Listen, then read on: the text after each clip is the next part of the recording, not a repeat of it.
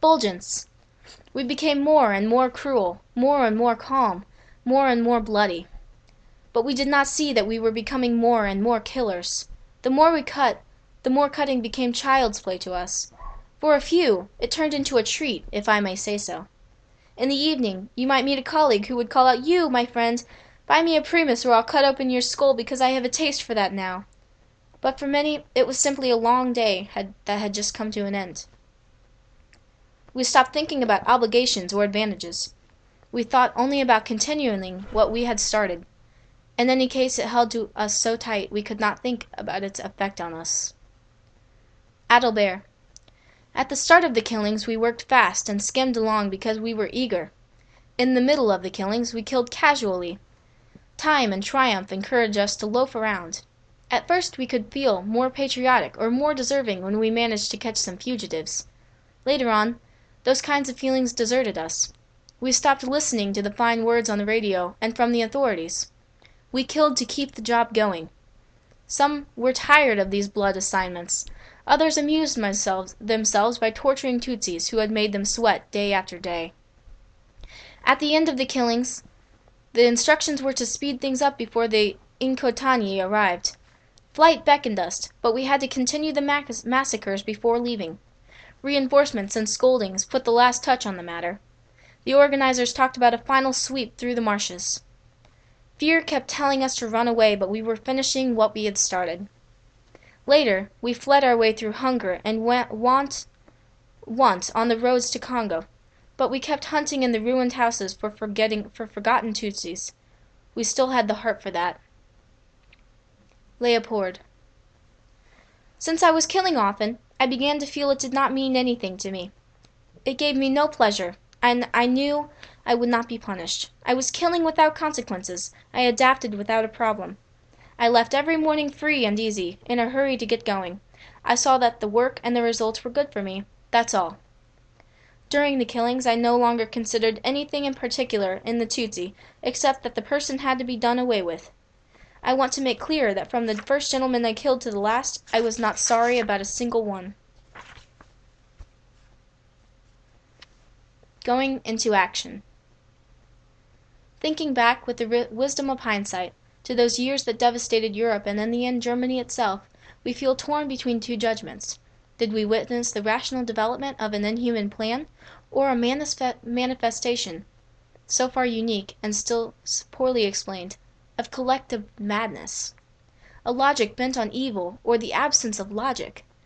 As often happens in human affairs, both possibilities of this alternative coexisted.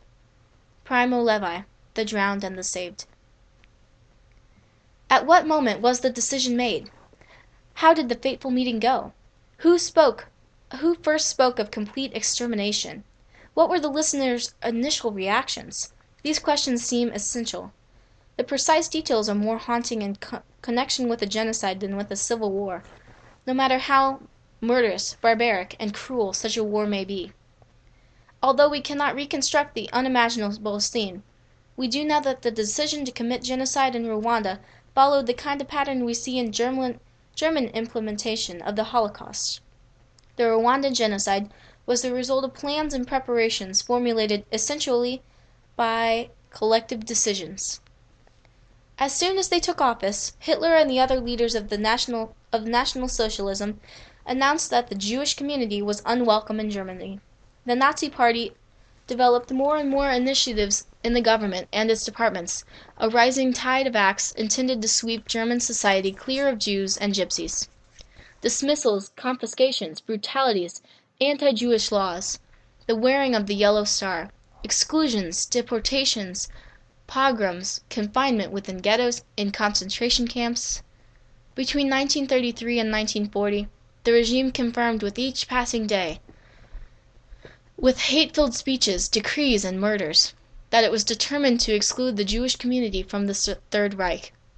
Still, the final solution probably became inevitable for Hitler and his two specialists, Himmler and Heydrich, only sometime in the course of 1941, and the decision to implement it was communicated during the following weeks to his general staff and the officers in charge of the project. The formal decision to commit genocide was the result of a long process. When was the decision made? When the Jews were declared subhuman, or when they were deported in large numbers to ghettos and concentration camps? At the time of Hitler's famous speech at the Reichstag in January 1939, or that same year when a gassing technique was tested on tens of thousands of patients with mental illnesses and incurable diseases to evaluate its large-scale effectiveness? Was it after the failure, in September 1940, of the so-called Lublin and Madagascar plans, as outlandish as they were deadly serious, that provided for a complete deportation of Jews to those two destinations? When Himmler, the future massacre organizer, became second in command in the Nazi regime? During the euphoric initial weeks of the invasion of the Soviet Union in June 1941, when the first Einsatzgruppen were sent to the rear of German troops in Russia with orders systematically to shoot all Jews living in the occupied zones? Or was it 3 months later when the SS General Staff approved the installation of crematoria in 6 camps?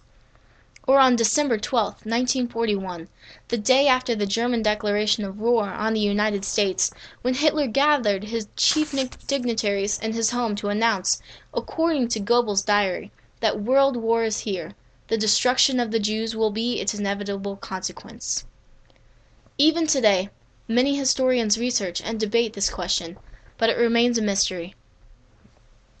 Although remarkably similar to the Holocaust in its progressive planning that gave it shape, the Rwandan genocide is rooted in its own unique historical reality.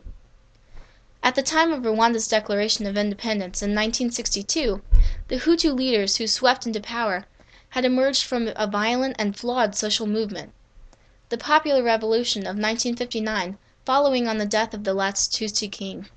This Hutu uprising overthrew the Tutsi aristocracy and abolished the constraints that the majority Hutu population now deemed unacceptable.